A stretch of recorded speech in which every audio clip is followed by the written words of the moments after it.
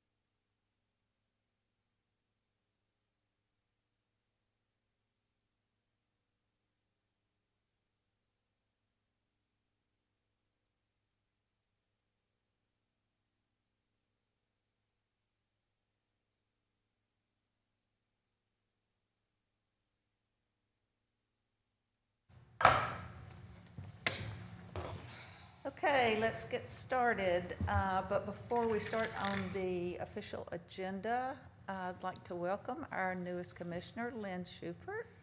We're very happy to have you. Caroline? All right, let me load up our images, which do not want to load now. For some reason, these are showing really small.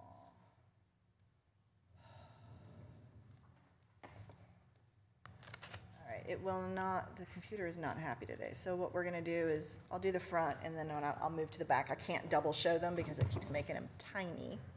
Okay, do you want to review our expedited COAs, or we're going? Yeah. Okay. So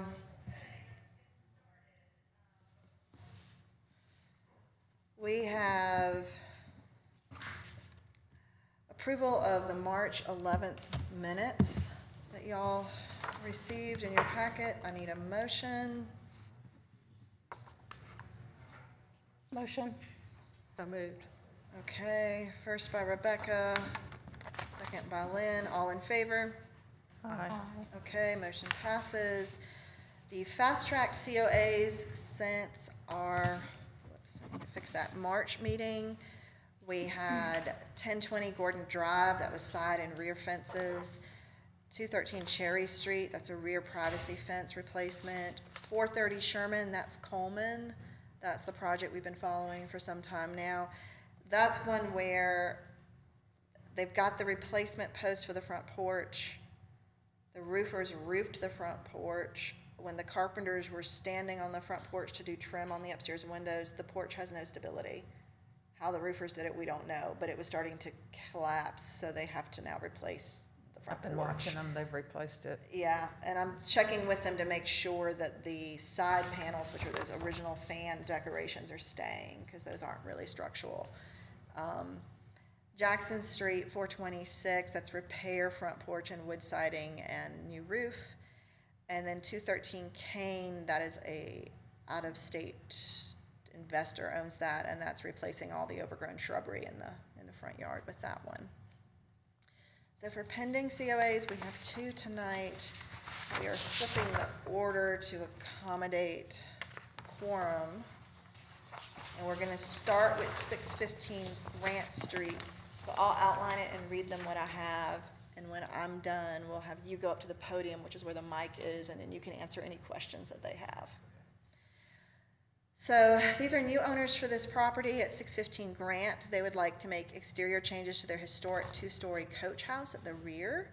They'd like to add a balcony to the coach house with a spiral staircase. The balcony will be wood, the staircase is metal, and in your packets you had links that showed you the designs they were looking at. So here's sort of the front of the house from one side. The coach house you really cannot see unless you were in their backyard. And here is, and they have drawn on here sort of the outline of what it would look like. This house, coach house, has some alterations on the main facade that faces the main house. You can see where there's some like T111 here and some newer windows. And there is on that side a door, so there was already an existing door on the second floor. Mm-hmm. There's just not, if you open the door, there's nothing there. So for the design review guidelines for this, it falls under number 14, which is outbuildings and ancillary buildings.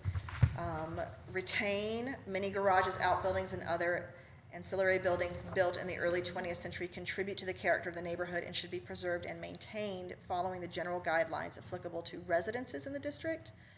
And then under openings, alterations at secondary elevations are discouraged but allowable if not readily visible for the street. Well, there's already an opening there, so then at this point the real discussion is a staircase, because clearly there was at least a balcony of some sort. And so under staff findings, there is an existing doorway there. When I've been at the site, I don't remember if the door originally had a balcony. I don't remember seeing traces of a staircase, but again, this is at the rear of the property. The commission has approved new garages with exterior staircases. I'm not aware of existing garages that we've put exterior staircases on, but none of them that I can, when I go through our files, had doors on the second level. So, and then that is everything that I have to add to that one. So I will let, this is Mr. Kerwin, go up if y'all have questions, and you can move through it.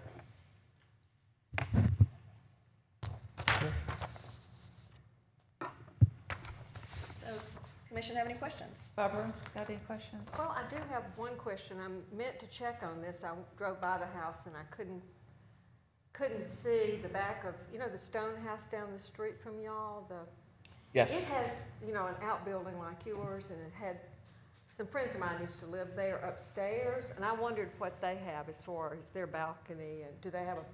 I don't believe there's a staircase from their balcony or from So their you coach house. Go into the bottom floor to go up. I couldn't remember how we went up there. I believe so, but we haven't been down on the ground floor of their property. We haven't been able to see I just thought the maybe ground that floor. might be a clue of something you might be interested in. Lynn, you have any questions? No. Can you? Rebecca? I don't think I have any questions. Okay.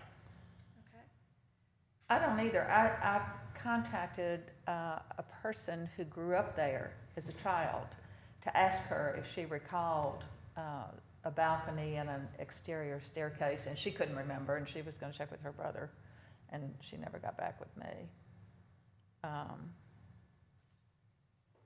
So we have a quorum.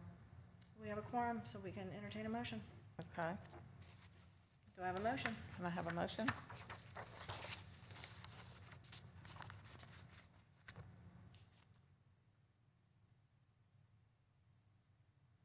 I have a motion to approve.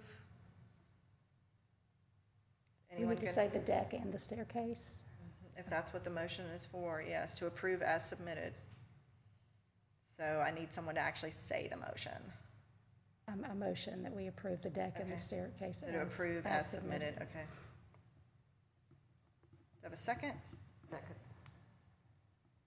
All in favor? Aye. Aye. Any opposed? I will get your COA signed, and it will go to the building department. So I will send you an email. I will CC the building department so they have it on file so that they can issue a permit to start work. Okay, great. Thank you so much. Sure. All I right. appreciate it. Congratulations. Happy to have you in your Any other neighborhood. questions? I don't think so.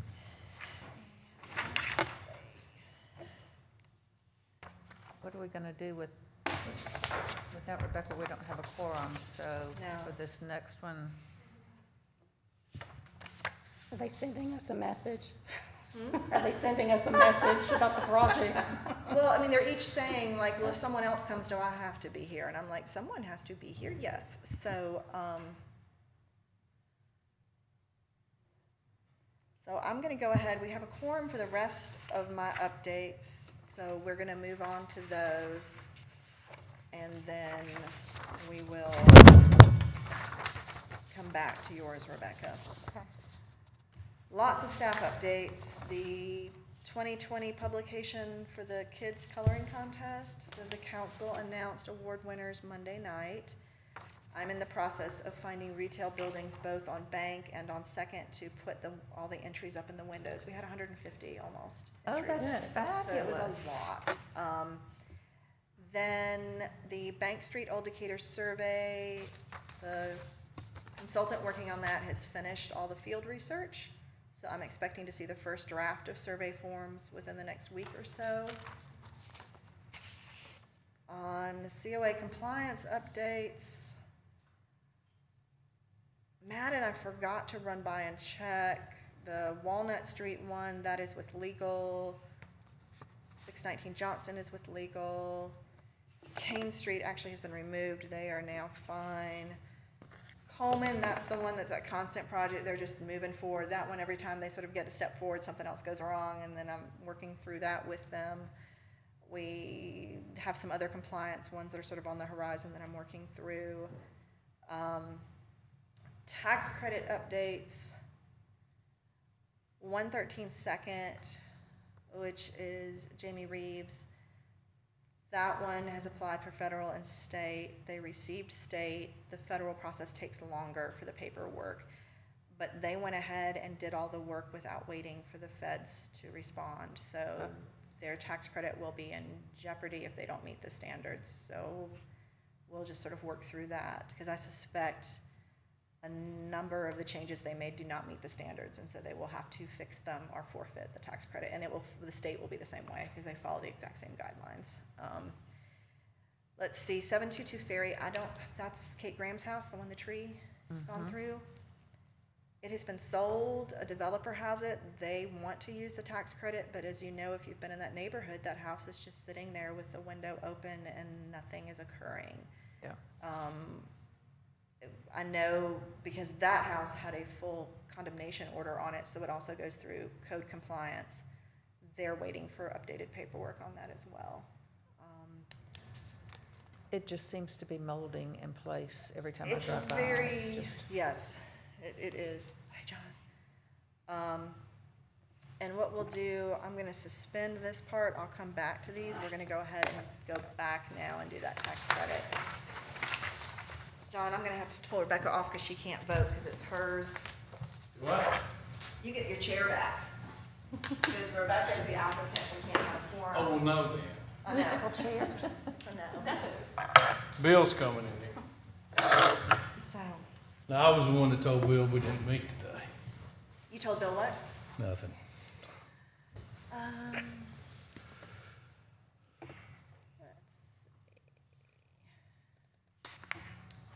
see.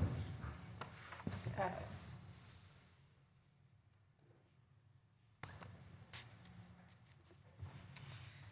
Have Bill. So this is a COA for 618 You Canal. got another pack? Yes, I do. Thank you. For 618 Canal.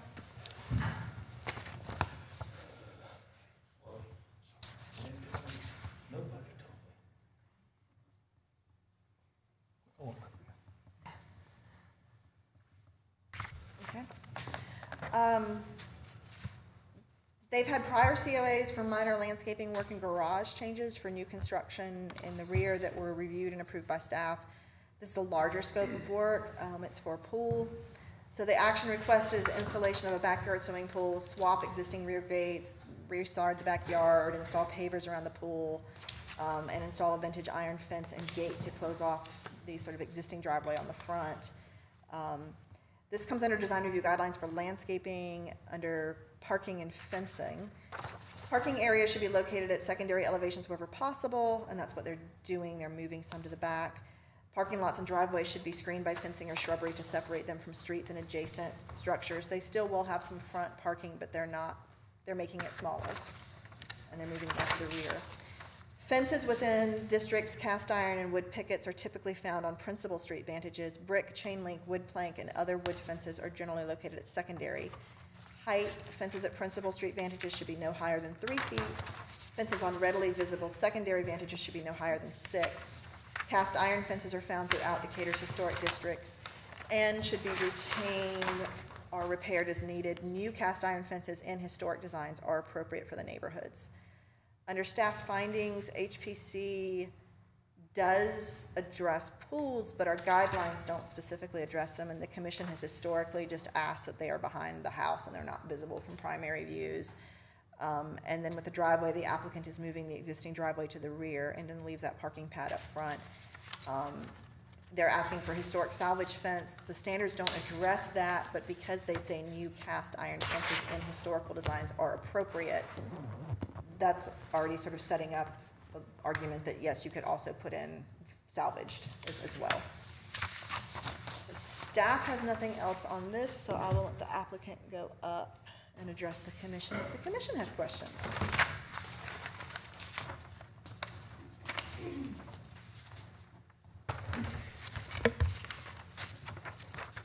Hello, Hello. I'm John Burns with her. Do you have any questions about our project? Hello, Mr. Stone. John, you got questions? Do I have questions? Uh-huh. On the existing driveway, are you removing some of it?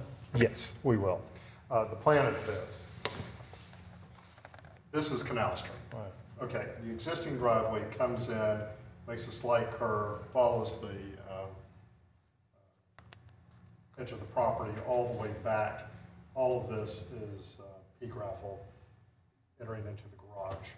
The idea is to reclaim this portion of it as yard, basically, or a small garden, I would say, probably more accurately.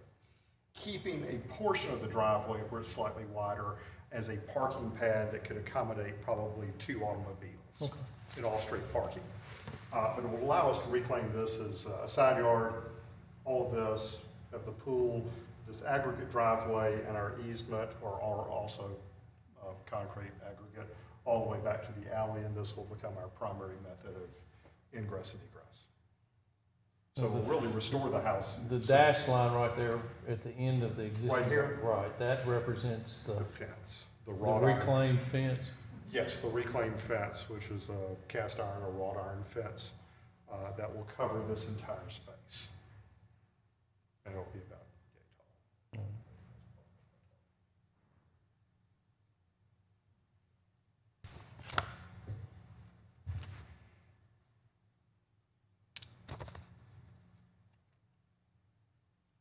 Any other? Lynn? So there's really not anything about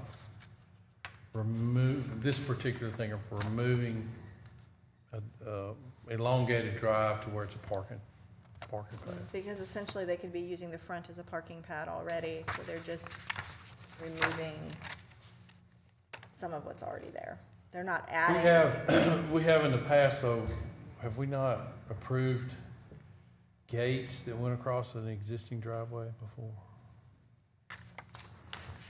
At the rear, not in my tenure here, I'm aware of at least one in the district. Now, whether or not it was approved, I do not know. But there is one in Old Town. It's pushed very far on the back of the lot. It does cross the driveway. But in this case, the fence is not crossing the driveway because you've pulled the driveway behind it. Yeah. So Yeah, there you're is taking the no- driveway out. Yeah, Yeah, there is no this will- driveway for it to The cross. pad will start and stop here. Yeah. The fence will be the demarcation between, the initial Yeah. demarcation between the old driveway, the parking pad, and Now, the side yard. I didn't clarify on this, but when you have that driveway end and then you have the fence, do you have a landscaping buffer between the end of the driveway and the fence, or do you just like have driveway and fence running right over the edge of that driveway? How's We have that? I would imagine landscaping A of some landscape type. buffer. I don't know whether we've detailed whether we're putting shrubbery or something on the front side or the back side. There will be something there Yeah. to soften that. And if for nothing else, we want to build as much privacy as we can. Yeah. There's no doubt about it. And so certainly we can start here with some privacy, give us this, with the additional privacy there back here. Okay. For what it's worth, our house was built in 1989, and when they first built it, that was all grass, and we're actually restoring it to what it was originally in the 80s. They didn't have the driveway, somebody added the driveway later. Yeah. And it's pea gravel or concrete? Pea gravel. Pea gravel, yes. Lot of pea gravel. Yeah. Okay. I mean, I'm just thinking through this. If there's no precedent or there's not anything on point that says we can't do this. No, because they're essentially removing a portion of what's there. Now, would the commission allow a brand-new curb cut and parking pad? That's pretty strongly discouraged by the standards, but they're not adding one. They're shortening an existing one. So the commission's purview is, if they're going to make a change, what does that change look like? It's not, we're going to make you do something. Does that make sense? So if an applicant comes in, it's what they want to do, appropriate or not. It's not, oh, well, we want the whole driveway pulled. That's not, because they could leave it, they could leave the whole thing there. So the purview Well, they is, could take the whole thing out, couldn't they they? could, but we can't. Because I know, well, I'm Yeah. thinking through the fact that I know that there's been other applicants that wanted to do this, but we have not allowed them, or we would not allow them to put a parking pad in. But they're not putting a parking pad in because that's already there. Well, that's what I'm saying. Yeah. That's what I'm saying is that this is because it's already existing. It's The already curb, there's a existing. curb cut, there's everything in Yeah, it. it's already existing. Exactly, Yeah. exactly. We did want to keep the Okay. Lynn, any questions? No. Barbara? Bill? Nope. Do I have a motion to approve as submitted? Motion to approve as submitted. Second. All in favor? Aye. Any opposed?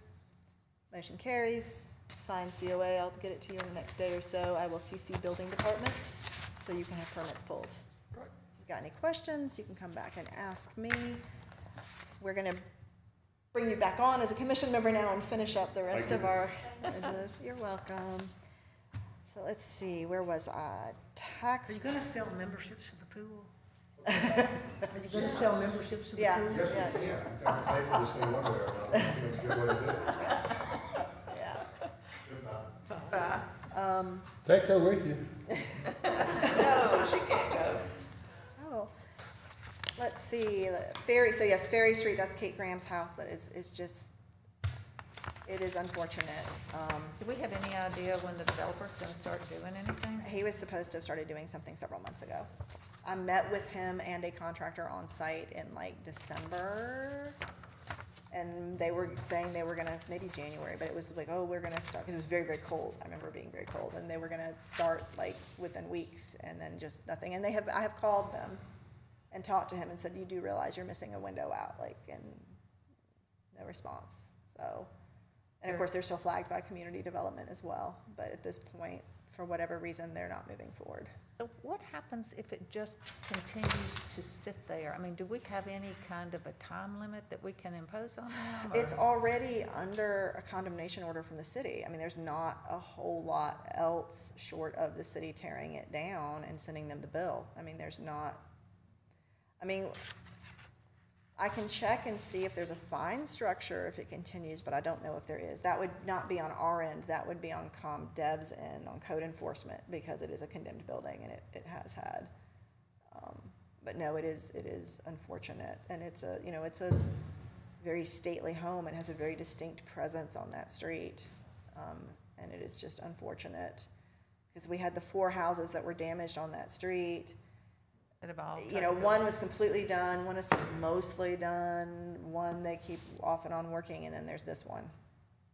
So I get questions from the neighbors a lot, and I'm like, this is all I know. Yeah. So we're out on this one. I submitted last week full tax credit application for state and federal for 112 Church Street. That's Thomas Terrace, owned by the Thomas family. That's the 6 apartment complex across from the Methodist or the Baptist Church? Baptist Church. It will go into the June decision-making pool for the state. The other update on tax credits, so the federal tax credit is permanent. It's always there. It's a rolling admission. If you meet the standards, you receive it. Our state tax credit is different. It is competitive. They're limited funds. It does do residential and commercial, but it expires. The legislature for that expires at the end of 2022, and then the program disappears. So the state legislature has been meeting to restart the program. Why they don't make it permanent, I don't know. Some states it's permanent, but our state legislature wants to give it these little 5-year, we'll think about it. It's in the State House now. I think it may have cleared both. It's cleared at least one committee, but they have stripped the residential portion out of it, and it is commercial only, which is really unfortunate. There was no lobbying for it. We were not asked. I've repeatedly offered to speak on it and was not granted the importance of that.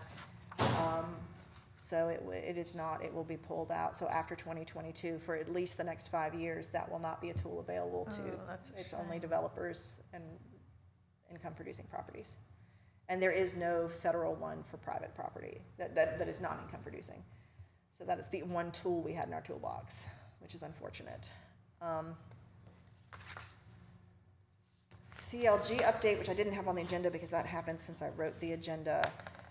CLG funds, they're matching funds. They become available every year from the state. It's a federal pass-through. It is a 60-40 match. So for every 40 cents on a project we pay for, the feds will pay for 60. It is time for me to start applying for the 2022 fiscal year, which will start in October, I think, November, somewhere around then is when we're notified. So I am looking at, it's kind of like making a Christmas list. Like I have this huge list, and then I have to be realistic about, what they're actually going to allow, and what we also have to have our match from council. So what I can ask council for. We need to update Second Avenue Commercial. It is having the same challenge Bank Street. We have properties that are not eligible for tax credits because the paperwork is so old and it doesn't include them. I met with one last week before last, and there's no reason why it should not be eligible, except it's not within the district boundaries by 2 buildings, because the district boundaries were short. That district will be a challenge. I pulled up an aerial map today. About 25% of that district is surface parking lots owned by the city. Now, there are other surface parking lots owned by other entities, so we're looking at between 30 to 40% of it is a surface parking lot, which you have to have pretty close to 55-60% of your resources contributing. Parking lots are automatically non-contributing. I mean, a parking lot's not, unless you can prove it's a historic parking lot that was put in, and so the National Register Coordinator for the state will be up here in a couple of weeks to meet with me. We're going to walk through the district and talk about it and sort of start setting parameters. There is a distinct possibility that I know that district boundaries will change. What they change to, I do not know. I don't know if we can maybe extend it one area, but we'll lose on another. There'll be sort of discussions on how we handle it. Caroline, would there be any benefit to Alabama Center for the Arts and their plans for this next year with the 3rd building that's going in? Aren't they using one of the buildings on? They're putting in a dormitory, but there's new construction. They're tearing down what's on the existing site and putting in a new building. So, yeah, that'll be another X. I mean, it's just, the biggest benefit is that district needs design review. If we had design review for that, the same as we had for the residential district, it would keep the caliber up. Because you will still have tear downs, but you need to make sure your existing stock stays strong. But it's the same process, going door to door and getting property owners, and they have to realize the economic benefit. I don't know. I don't know the owners. I don't know. It's entirely possible. I mean, I have seen municipalities where they lose district status in one part of the city, and then that kind of ups the pressure on what they have left. Because then everybody realizes, oh, we've had an amputation. So I don't know. I don't know how that process will pan out here. So, but I'm paying close attention. So I think asking for grant money to have that resurveyed. I would really like to survey post-World War II neighborhoods. We've had some questions. I don't think we can do 2 surveys in 1 year. I don't think I can staff it on my end. And I don't know if we would get money to do 2. Because we have other things. I'm looking at a Windows workshop, and we need to update our design review guidelines. We need to update our code. We have lots of, so I think at this point it's that survey, it's the window workshop, I'm looking at some publications to hand out, both on the advantages. I've done them for other municipalities where right now, if people have questions about the tax credit process, I send them a web link, and it is the most confusing rabbit hole to drop down of like 15 pages and subpages. When I meet with developers, it'd be really nice if I had here, look at this, instead of let me send you a web link later that you might not open, that you might not be able to read because it doesn't make sense. Right. And I would also like to do a pamphlet for homeowners in the residential district that says here, this is, that can go to realtors, it can go to closing attorneys, it can, welcome baskets, that sort of thing. Yeah. So I think, and I did talk to the state, they were amenable to that.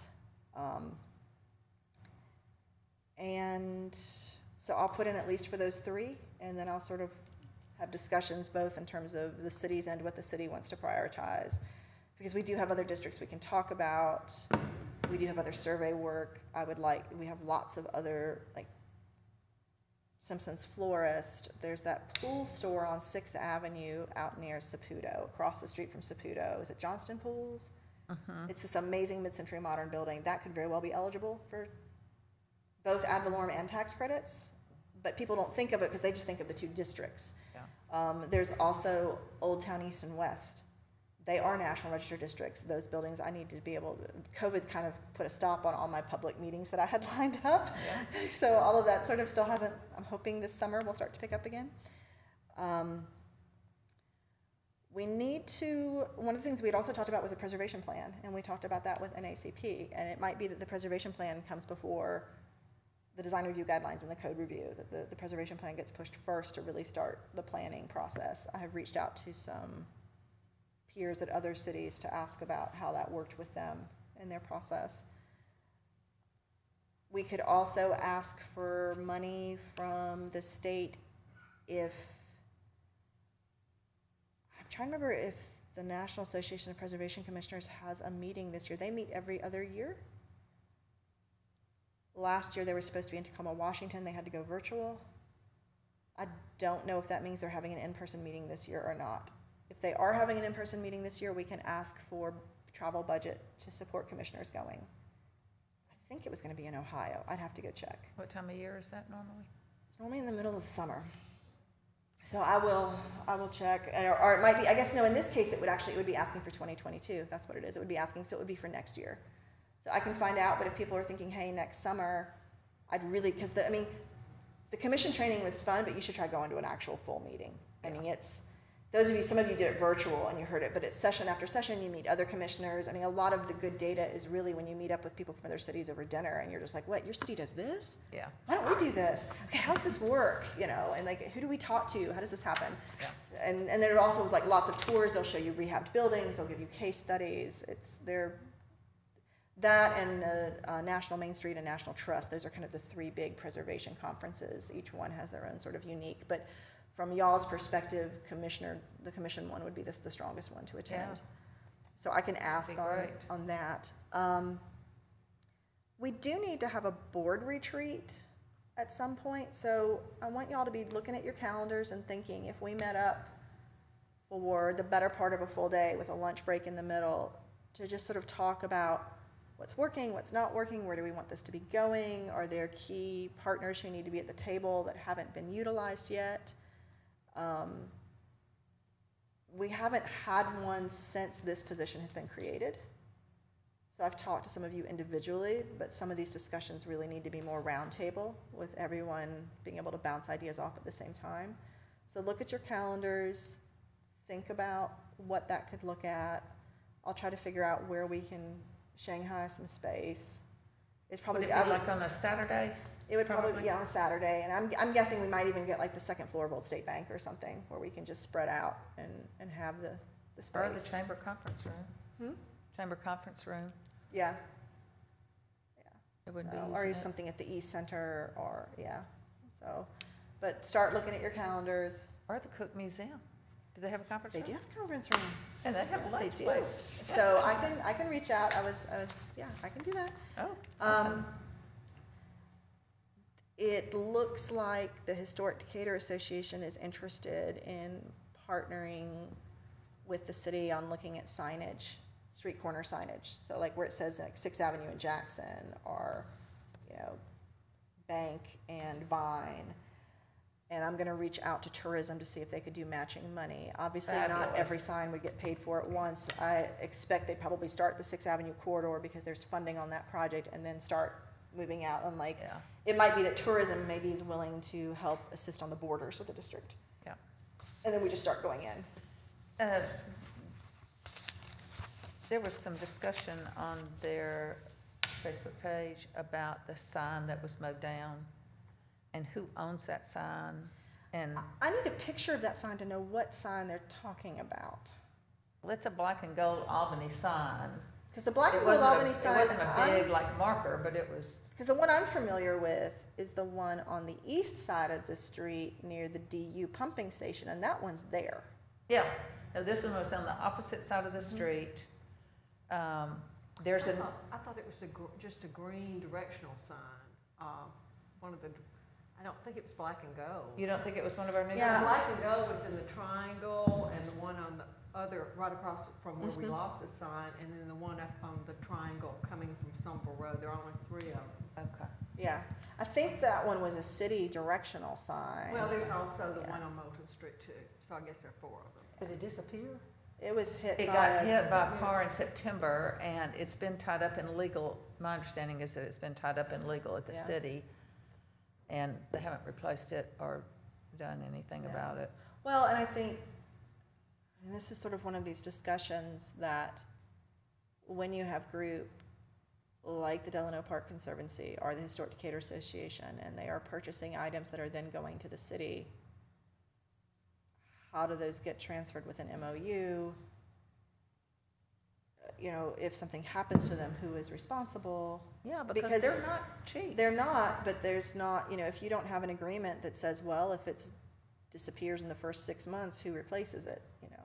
And I think, I suspect the city's looking at the driver that damaged it, but if it's an uninsured driver, I would guess which that. is what I'm guessing, then it, you know, Caroline, it's the second time that one has been hit. yeah.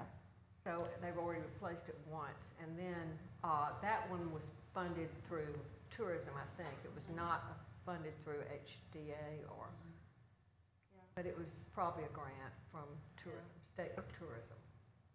And But if it's something those- that we really need to think about with this new signage going, Well, it particularly will on be, Sixth. and that's pretty standard with most municipalities in terms of once that gift is given, it is then treated like other city property, and it hits on that. If something happens to it, it gets replaced when the city has budget, which may or may not be in a timely manner in the wishes of the donor, but that's part of the process. Unless the donor has an endowed fund for it. If the donor has an endowed fund for it, it's different. Nope. So, There's no doubt. we We wish. yeah. Preservation Month awards. Next month is National Preservation Month. I combed back through the files for the last year or so looking for, we have a couple projects I didn't send y'all because they weren't finished yet, and I really hesitate to, until they're actually done, to be looking at them for awards. But the 2 that I sent you, the one on Johnston, and it's unfortunate they're both in Albany, but that's just the reality of where those 2 are. And then the one on Jackson, you know, one was a fire where they could have just torn it and walked away, and they could have, it's all good, and they didn't. And then the other was a new owner that came in and took a house that was really quite derelict and has just been It's working amazing, very hard on it. The amazing. commission can give 2 awards. You don't have to limit it to 1. If you think both meet the standards, we can make 2 little paper certificates for them, and I can call them in, and we'll have, I think that would be, I think personally that would be nice, because I think that encourages other people, you know? and I think even, I don't know if I can pull it off that fast for this year, but it would be nice to have like a yard sign or something, even if it's just a temporary, like, one that goes up for a month that says this is an award-winning project and it is being recognized by the city. I can certainly do a Facebook post on it, to sort of recognize it and then bring people's attention to it. I mean, it would be fantastic if we got to the point if we could get local businesses to, you know, give a little dinner for 2 to, you know, say thank you for all your hard work. You can at least enjoy a peaceful Well, evening. maybe we can ask our new Albany restaurant owners to do. That's something. true. There's that new soul food restaurant. We could. All right. I will see what I can do. I don't know if I can turn everything ideally in 2 weeks, but I will. What do we have a ceremony? Do we have a So remember when we presentation? did How the does- I Heart Decatur like 3 years ago, and it was the picture winners, and like Eli Badgett, the little boy, he had the one in front of the princess, and we had them meet in front of, and they got a little printed certificate. Was that at the depot? That was at the when depot. We were still Yeah, so working there? it'll be similar to that, where I will call them in and we'll just sort of say thank you. And so, so I think what I'm hearing from everyone is we just go ahead and do the 2. And did I miss any? I mean, if anyone can think of another project, feel free. But I could not when I went through. I don't know, if they ever finish the one that's the 2 guys that are across the street from Brenda and Roger, I think, Oh, yeah, it's been a renovation in progress, but I'm not seeing forever, much. but it's, Is that the greenhouse? I think It's on the corner. It's not the corner. Oh, okay. Oh, you're talking about the one on the corner? Yeah, Yeah, okay, the other corner, yeah. yeah. Those are the owners that live in California, right? Yeah, they're out of state, Yeah. as far as I know, out of state, and they Okay. show up and do something every once in a while, but nothing's It's been been done in a slow, but while. it's gonna be amazing when they get done with it. I haven't seen any work recently. And the Colemans next year, for sure, if they're finished. Yeah. Yeah. We're gonna have awards on how not to do it. We got plenty of those. Yes, we do. So, Well, a question, on one of the 639 Johnson Street one. I went, of course, you had said something about the colors, and of course, the thing that stood out to me is the blue one right next to it, the 633. Yeah. Was that the upper, looks like shingles shaped, 6-seater on the top, was that original to the house? let me get the address and I'll pull it And up. make sure I got the right house, 'cause it took me, of course, there's a policeman's car out front of 633, and I thought, and I'm cruising. Looking around and looking at houses, and I thought, I think okay, they've got a maybe. blue porch. So that's the only thing that stood out to me. I've never noticed that house. So what address do I need to be looking Wasn't at? it 639 that you mentioned? Uh, Johnston? Oops.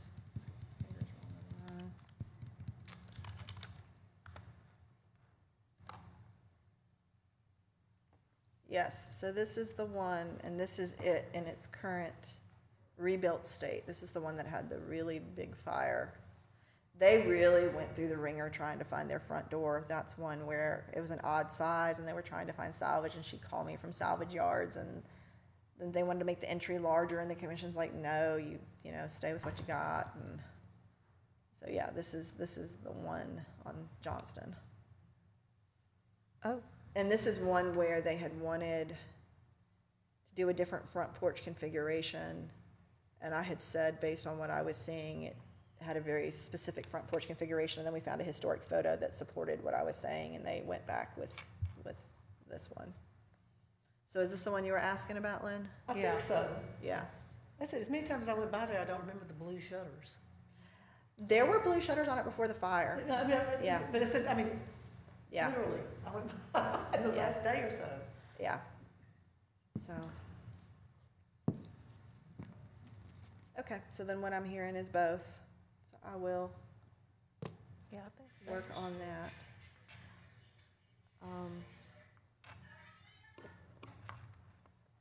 Okay. So any other new business or anything, any questions? I have a question under compliance updates. Yes. How long do we go before people go on this list? I'm thinking specifically of the house on the line that's catty corner from Lynn. The one that ripped with out the doors? door. I need to call her because there's been no motion on that. It hasn't changed at all. I noticed they were looking for doors. There is they had 3 months to address it. They're past that time, so it's time for me to follow up. Most people we work with, if they refuse to engage in the process at that point, summons is issued, and we'll go in front of a judge to address it. And we have one summons out right now that I'm waiting to hear back if it's been served yet. We have another one that will probably be issued tomorrow. Or possibly that one actually, that one the police are probably gonna go tomorrow because they're continuing to work on a house without a COA. So, They can find them because they're just there. As well, they'll be this here one we at can work. find, this one was very much you do not have it was a very belligerent property owner. So I went there with code enforcement today. We stopped the work, the property owner called. They already have a very distinct relationship with code enforcement for other areas of the city. And they were not particularly, it was essentially, I'm gonna continue work and you can't tell me otherwise. And I'm like, you don't have a COA, you need a COA, you're adding vinyl plastic pieces to the front of this property. That's something I cannot authorize, you will have to go to the commission. And it was essentially, so we will go back tomorrow to see if they're still working. And John, I never heard back on Chris Dickey. Have you followed up? We don't have a COA on that one. Did you follow up with him? From who? Could you do it? Could I do it? Yeah, because you said you Yeah, were. sure I will. Okay. Because otherwise I need to issue a summons on that one. Okay. I'll ask. That one is on Church Street. There's one house between his house and the lot for Karen Thomas. Okay. So it's a Carl, I think, Peach. He ripped the front porch off, the supports and the flooring, and did not have a COA. A stop work order was put up. And he essentially said, well, the work's already done. Well, it wasn't all done. I said, I need a COA. I need to, we need to have a discussion. It's not that it won't get approved. And the biggest challenge was the porch supports were changed to different style. It isn't, again, that they necessarily, because my understanding from him is the prior ones were not original, which is entirely possible. So there could be a discussion on, well, does this fit within a range of ones that are applicable? And I don't think the flooring is wood. I think it might be a composite. And again, that's not that the commission wouldn't be willing to entertain a test study. I mean, there's been discussion about wanting to do a few test studies with materials and say, hey, let's put one in and do it as a test and see if we think it will work. We did that with the Mays house on Oak Street on the windows. And so far the windows are looking good. And it was a clad. We allowed a clad window in that. And the roof on the one on Jackson Street. That was that. Oh, the diamond roof panels? Yeah, so we have done some case studies before, and I expect there'll be additional case studies. And I'd be more than willing to have that discussion with him, but you have to have the discussion. They gotta come to the table, so. All right, well, thank you for following up with that on him. I'll be in touch with you on that next week because I need to move through that one, Okay. so. Okay, anything else? Any other questions?